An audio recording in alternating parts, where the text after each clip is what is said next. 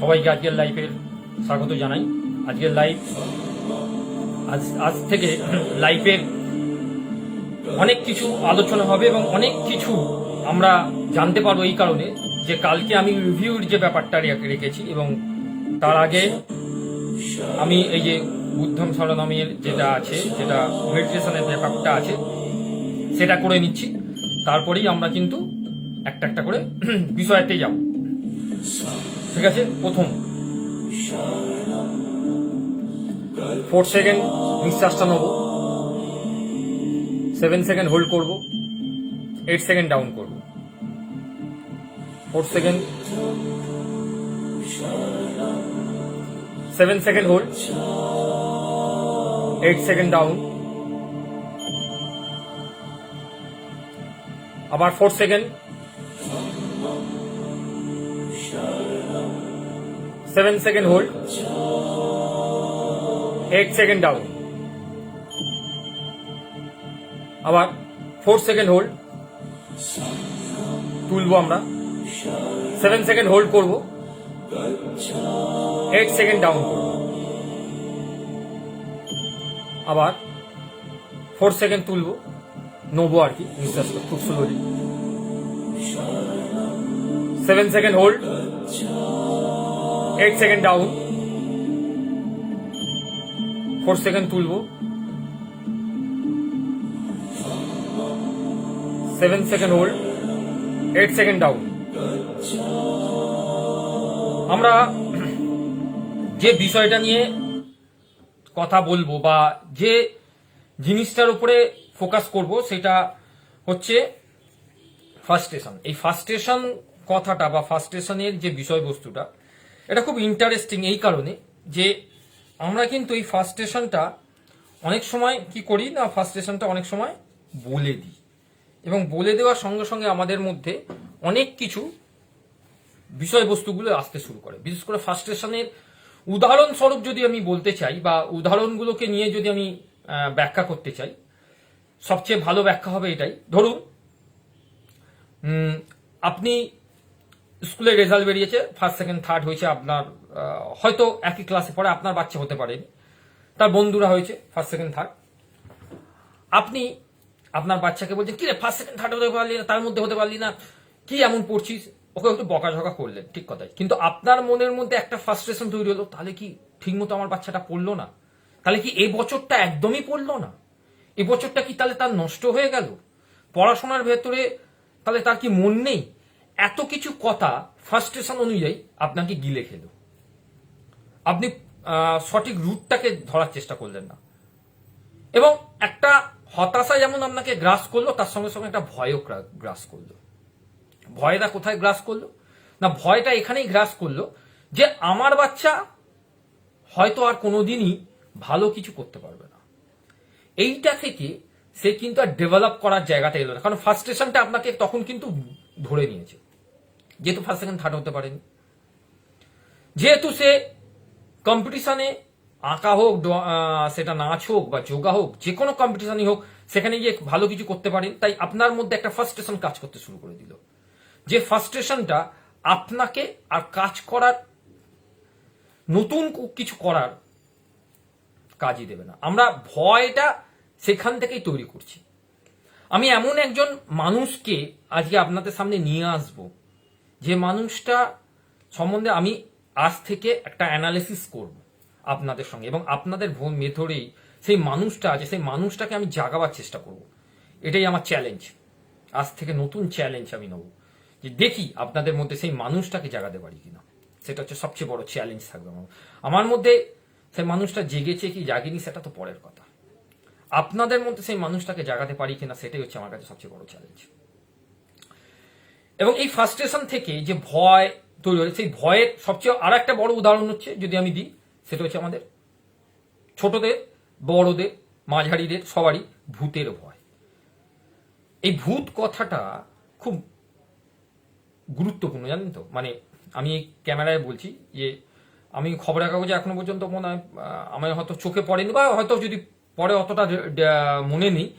যদি আপনাদের কাছে কারোর কাছে থাকে আমি বলবো অবশ্যই একটুখানি শেয়ার করে দেবেন আমাকে, যে এরকম কোনো নিউজ যে ভূত কোনো একটা মানুষকে হত্যা করে দিয়েছে, কোনো একটা মানুষ ওই ভূতের দ্বারা আক্রান্ত হয়েছে, কোনো একটা মানুষকে ভূত গলা টিপে মেরে ফেলেছে। এই ভূত কথাটাই এক ধরনের ভয়, যেটা আমরা আলটিমেটলি ভাবে ছোট থেকে, মানে যখন আমাদের জ্ঞান হয় তখন থেকে একটা আমাদের মনের মধ্যে একটা চাপ সৃষ্টি করে, যেটা আমাদের সারা জীবন বয়ে নিয়ে যেতে হয়। যারা ভূতের ভয় পায় তারা তো সারা জীবন বয়ে নিয়ে যাবে, আর যারা ভূতের ভয় পায় না তারা ঠিক আছে, কোনো ব্যাপার না, ওকে ডান। এবার যদি বলেন আমি আমাকে ছোটবেলা থেকেই ভূতের ভয় দেখানো হতো, এই ওখানে যাতে না ভূত আছে, হয়তো আছে আছে, আমি ভয় পেতাম, হ্যাঁ হ্যাঁ হতে পারে হতে পারে, কারণ পড়াশোনা বিষয় তো অতটা জ্ঞান ছিল না, বা পড়াশোনার বিষয় নিয়ে অতটা জানতামও না, তাই হতে পারে ভূতের ভয়। এবার সেই ভয়টাই আমাকে গ্রাস করতে শুরু করে দিয়েছিল। অ্যাকচুয়ালি ভূত বলতে কি বোঝায়, ভূত কি আদৌ আছে?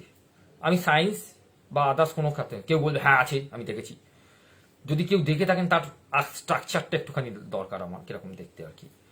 আবার কেউ যদি বলে যে না আমি তো দেখিনি, দেখেনি, স্ট্রাকচার অনুযায়ী যদি ভূতকে দেখে থাকেন, দেখবেন কিরকম দেখতে হয় সেটা আমি জানি না, কিন্তু ভূতের সবচেয়ে বড় ব্যাপার হচ্ছে যে ভূতকে যদি আপনি দেখেন, তাকে ফেস করুন না। আপনি জানেন যে তাকে যদি ফেস করি সে আমাকে মেরে দেবে, তাহলে আপনি সামনাসামনি ফেস করে তাকে ফেস করুন। মরতে যদি হয় তাহলে তাকে গলা টিপে আগে মারি, তারপর আমি দেখি মরি কিনা। তাকে তো আমি উল্টেও অ্যাটাক করে দেবে, সে ভয়তে পালিয়ে যেতে পারে। এই কথাটা আমি কেন বললাম, তার কারণ হচ্ছে এই কথাগুলোর সঙ্গে আমাদের পুরো সারাটা জীবন আমরা জড়িয়ে আছি। ফ্রাস্ট্রেশন মানে হতাশা, তার সঙ্গে আমাদের রাগ, যেটা অ্যাঙ্গার করেছি আমি, ডিসিশন মেকিং, এইগুলোর সঙ্গে আমাদের না আমরা এমনভাবে জড়িয়ে গেছি যেটা আমাদের বাচ্চাদের ওপর খুব এফেক্ট পড়ছে, সেটা আমাদের অজান্তেই আমরা এফেক্ট করছি। এবং যার কারণে আমরা কিন্তু পজিটিভ, আমি যতই বলি পজিটিভ চিন্তা ভাবনা হচ্ছে না কোনো কারণবশত। কেন হচ্ছে না, কি কারণে হচ্ছে না, কিভাবে হচ্ছে না, সে রুট ম্যাপ তো আপনারাই ঠিক করতে পারবেন, আমি তো ঠিক করতে পারবো না। হ্যাঁ, যাকে সামনে রেখে ঠিক করা যাবে সেই মানুষটাকে আমি নিয়ে আসবো আপনার সামনে। সেই মানুষটা কথা যদি শুনে আপনি নিজেকে ঠিক করার মতো ব্যবস্থা করেন তাহলেই হবে, যদি না হয় তাহলেই হবে না। আমি একটা বিষয় পড়ছি, তারপরেই সেই মানুষটা সম্বন্ধে আমি বলবো। যেহেতু আমরা শিক্ষক, আমরা টিচার, আমাদের কি করণীয়? শিশুদেরকে শিক্ষা দিতে হলে তাদের প্রতি বিশ্বাস সম্পূর্ণ করতে হবে, বিশ্বাস করতে হবে যে তারা প্রত্যেক শিশুর মধ্যেই ঈশ্বরের শক্তি বিরাজমান। শিশুদের শিক্ষা দেওয়ার সময় আরেকটা বিষয় আমাদের মনে রাখতে হবে, তারাও যাতে নিজেরা চিন্তা করতে শেখে সেই বিষয়ে তাদের উৎসাহ দিতে হবে। এই মৌলিক চিন্তার অভাবেই ভারতের বর্তমান অবস্থার কারণ হয়ে দাঁড়াবে। ছোট ছেলেদের গাধা পিটিয়ে ঘোড়া করা শিক্ষা দেওয়াটা তুলে দিতে হবে একবারেই। কেউ কাউকে শেখাতে পারে না, শেখাচ্ছি মনে করলেই শিক্ষক সব মাটি করে ফেলবে। বেদান্তে বলেছে এই মানুষের ভেতরেই সব আছে, একটা ছেলের ভেতরেও সব আছে, কেবল সেইগুলো জাগিয়ে দিতে হবে একমাত্র শিক্ষকের কাজ। ছেলেগুলো যাতে নিজ হাত পা নাক কান মুখ চোখ ব্যবহার করে নিজের বুদ্ধি খাটিয়ে নিতে শেখে, এইটুকু করে দিতে হবে, তাহলেই সবই সহজ হয়ে পড়বে।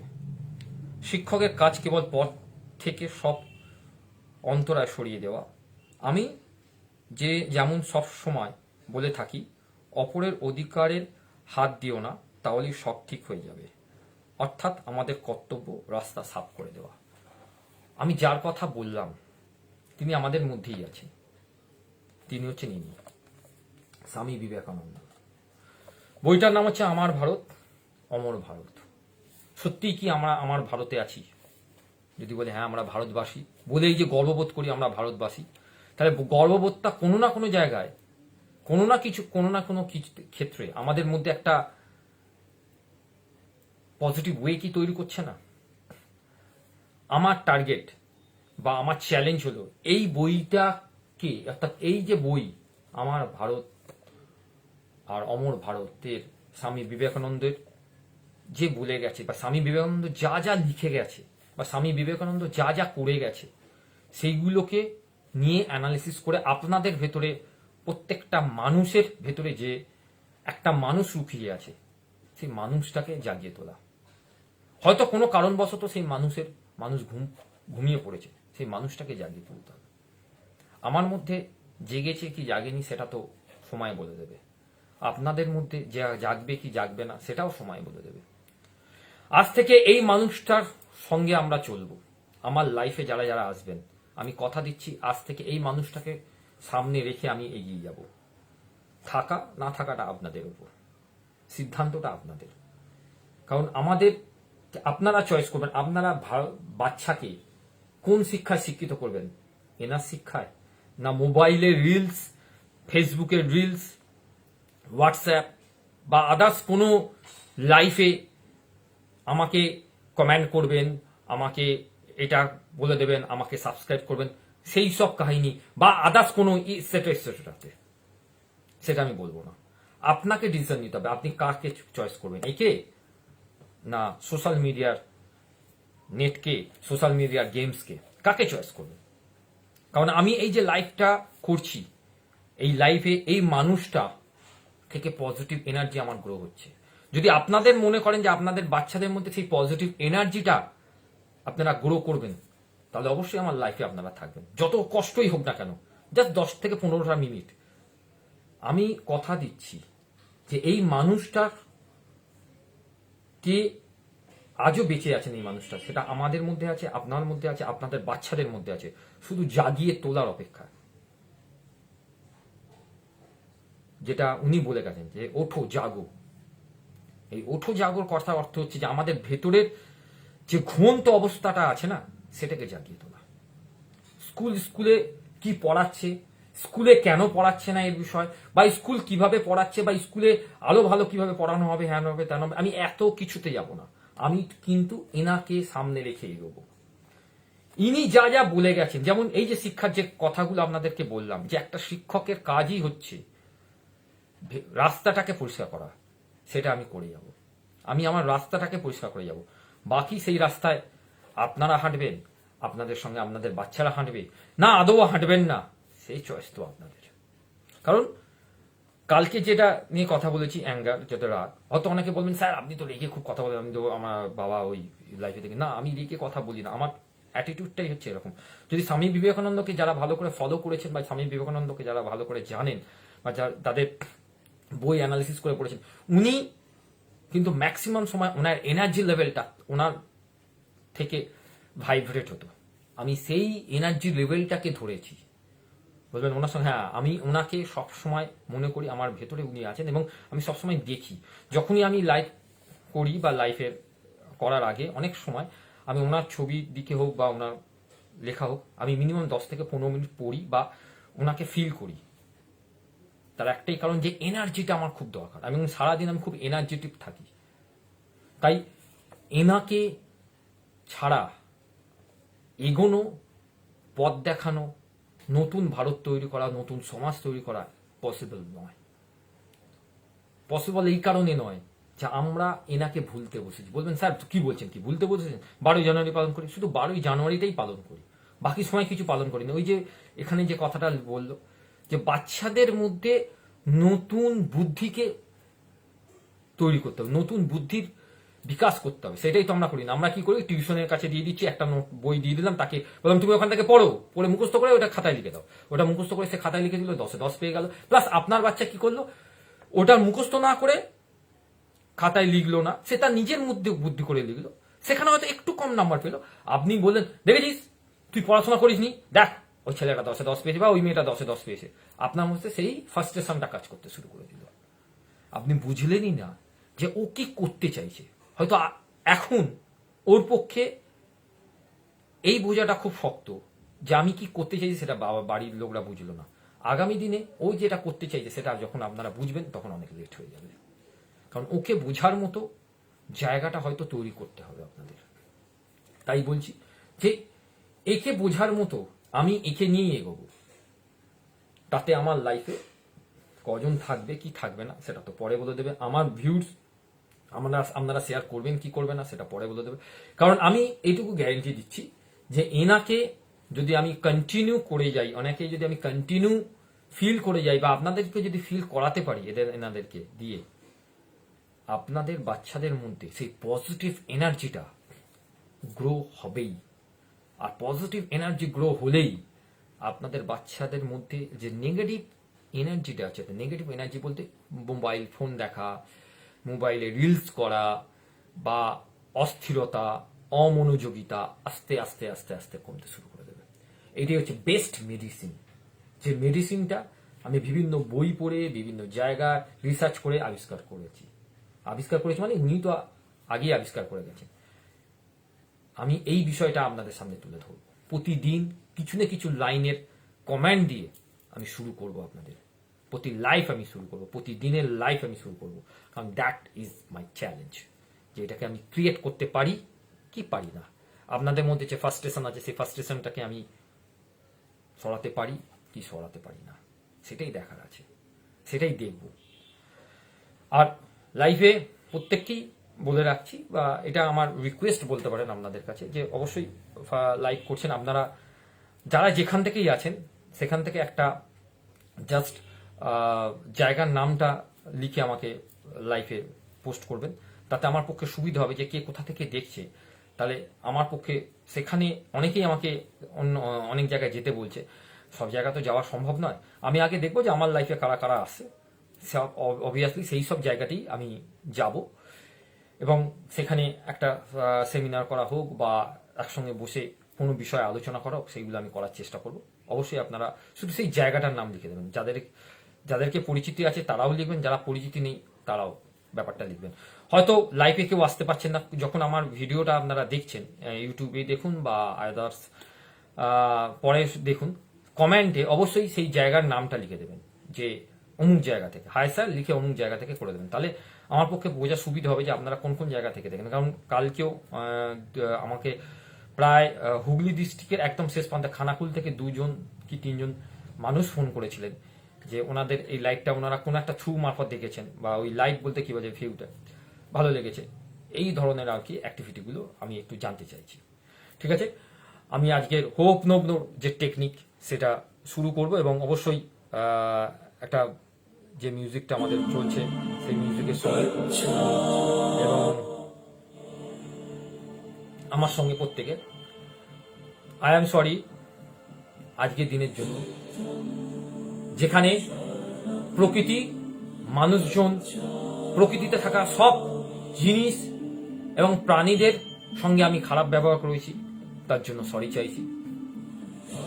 আমি দুঃখিত সেই সব কারণে যেখানে মানুষজনকে আমি কষ্ট দিয়েছি, মানুষের প্রতি আমি অন্যায় করেছি, হয়তো আমার জেনে বা অজেনেই সেইগুলো হয়েছে, তার জন্য আমি ক্ষমা চাইছি, আমি দুঃখ প্রকাশ করছি।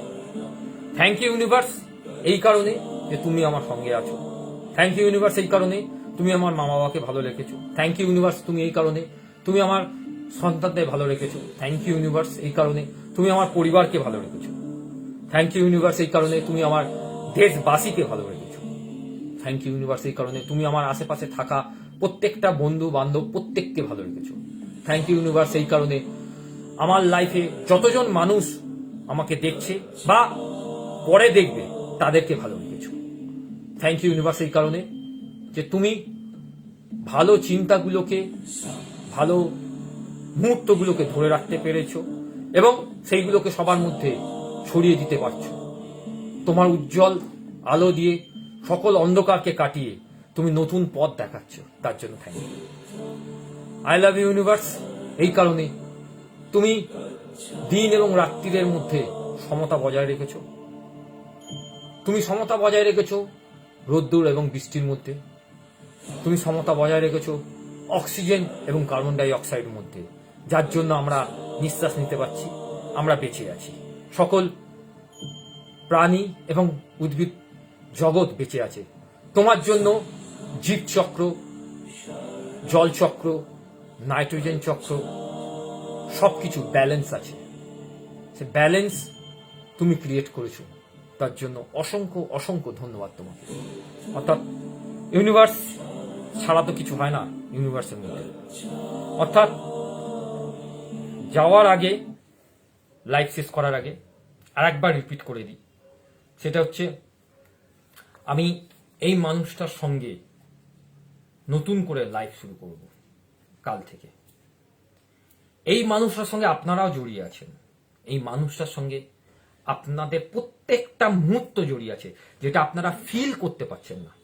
যখনই আপনারা এটাকে ফিল করবেন, যখনই এই ফিলটা আপনাদের বাচ্চাদের মধ্যে এসে যাবে, আমি আপনাদেরকে বলে দিচ্ছি, গ্যারেন্টি বলুন যাই বলুন না কেন, আপনাদের বাচ্চাদের মধ্যে কোনো নেগেটিভ ইস্যু কাজ করবে না। সেটা মোবাইল অ্যাডিকশন থেকে শুরু করে হোক, ডিমেনশন থেকে শুরু করে হোক, বাচ্চার মধ্যে কোনো প্রবলেম থেকে থাকুক, যাই থেকে থাকুক না কেন, সেটা আস্তে আস্তে আস্তে সব কেটে যাবে যদি এই মানুষটাকে সামনে রাখা যায়। অবশ্যই এই মানুষটাকে পড়তে হবে, এই মানুষটা কি কি করেছে সেটা সম্বন্ধে জানতে হবে। লাইন বাই লাইন আমি পড়বো, লাইন বাই লাইন আমি বোঝাবো, লাইন বাই লাইন আমি আপনাদের সঙ্গে আমার জীবনের তুলনা করবো এবং এই মানুষটাকে অ্যাটাচ করার চেষ্টা করব। আপনাদের মধ্যেও আছে, আমার মধ্যেও আছে, আপনাদের বাচ্চাদের মধ্যেও আছে, কিন্তু ঘুমন্ত অবস্থায় আছে। তাকে জাগ্রত করতে হবে। আমরা যদি জাগ্রত করতে পারি, তাহলে আগামী দিনে আমার ভারত, অমর ভারত তৈরি হয়ে যাবে। সেটা তো করতেই হবে, না করলে আমরা তো হেরে যাব। অর্থাৎ হারা জেতার উপরে আমাদের যেতে হবে, কারণ এই মানুষটা এখনো জীবিত আছে আমাদের মনের মধ্যে, আমাদের এনার্জির মধ্যে। তাই এনার ছবি দেখলে এখনো আমাদের মনে হয় উনি আমাদের ভেতরেই আছেন। লাইভ শেষ করার আগে সকলকে বলবো, কালকে অবশ্যই লাইভে আসছেন ঠিক রাত্রি 10টায়, নতুন কিছু করার অঙ্গীকার নিয়ে, নতুন কিছু জানার বিষয় নিয়ে। শুধু আমরা জানবো আর আমরা অ্যাপ্লাই করব, এই আশা রেখে সবাই ভালো থাকছেন, সুস্থ থাকছেন, এই বলে আজকের লাইভ শেষ করছি। শুভরাত্রি।